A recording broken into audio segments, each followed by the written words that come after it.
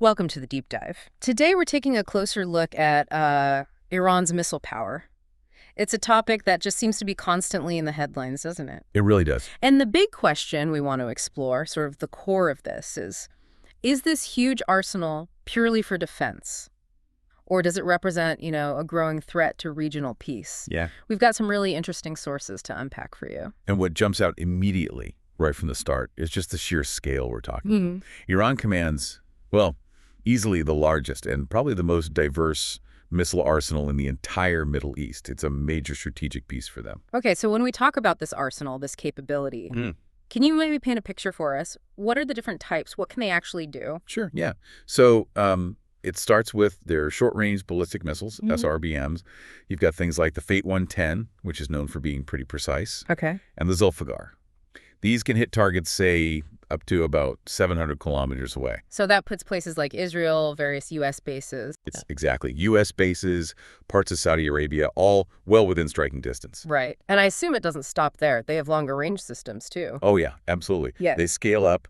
You then get into the medium-range ballistic missiles, the MRBMs, names like Shahab-3. Heard of that one. Yeah, it's pretty well known. And the Sejil. These things can travel over 2,000 kilometers. Wow, 2,000 kilometers. Yeah, so that range means they can potentially reach deep into Europe, or certainly cover the entire Arabian Peninsula. Okay. And it's not just ballistic missiles. They've also put a lot of effort into advanced cruise missiles, like the Sumar, Right. and those attack drones, the UAVs, like the Shahed 136. We've definitely seen those being used by proxy groups Iran supports in places like Yemen, Iraq, Syria. So it sounds like it's not just about how far these things can fly. The range is one thing, but what else makes them such a strategic, concern? That's a really key point. Yeah. Because the range, combined with the numbers they have, it leads to the next critical factor. Right. Precision and payload. What are these things designed to carry? Iran's invested a lot in guidance systems to make these missiles much more accurate than they used to be. And this brings up the payload question. Some can carry conventional high explosives, obviously, but there's also the capability or potential capability for chemical or even future nuclear payload. Future nuclear, that's the big worry, isn't it? It is. U.S. and Israeli intelligence are definitely focused on this. The concern is that if Iran ever developed or got nuclear weapons, well, these missiles could become the delivery systems. That's sobering. And this isn't just theoretical, right? We saw a major demonstration of this capability not long ago. What happened back in June 2025? Yeah, that was quite an event. It really put their capabilities on display. So in June 2025, this was after Israeli and U.S. strikes on some Iranian nuclear facilities. Okay. Iran launched this massive retaliatory strike. Over 150 ballistic missiles fired towards Israel. 150 in one go. And in basically a single-day event, yeah. They were targeting southern Israeli bases, but also some civilian zones near Beersheba. And what was the impact? Did defenses hold? For the most part, yes.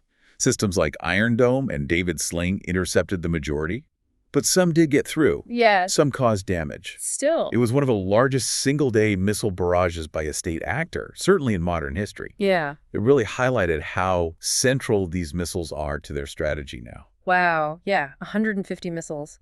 Yeah. That scale is hard to ignore. So why? Why this intense focus on missiles, especially when, as you mentioned, they don't really have a modern air force?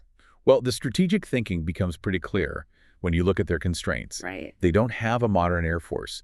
And that's largely because international sanctions have made buying advanced aircraft almost impossible for decades. Okay. Makes sense. Missiles, on the other hand, are seen as, well, cheaper to develop domestically, faster to deploy in a crisis, and actually much harder to stop once they're launched compared to, say, a bomber. An asymmetric approach. Exactly. Iran views them as a vital deterrent, especially against rivals like Israel, which is presumed to have nuclear weapons.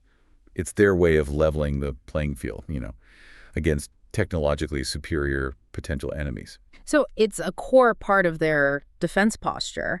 How's the rest of the world reacting to this buildup? It must be causing major concern internationally. Oh, absolutely. It's a huge point of contention. The international community, by and large, hasn't been happy about it. The U.S. and the EU have had sanctions targeting Iran's missile program, specifically going back to the early 2000s. Right. Then there's UN Security Council Resolution 2231.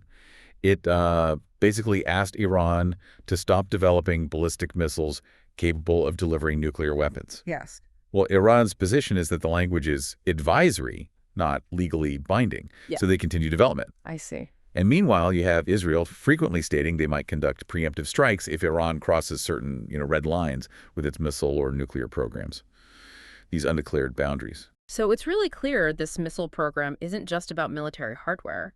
It's deeply tied into Iran's politics, their sense of survival, their leverage. That's the crux of it, yeah. Hmm. It's about power dynamics.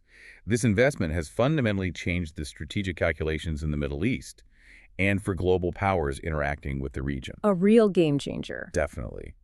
And whether this program ultimately ends up being, say, a bargaining chip in diplomacy or a trigger for wider conflict, that really depends on what happens next. It's an ongoing story. A powerful point to leave us with. It really underscores why it's so important to stay informed on these complex global issues. Thank you for this deep dive today.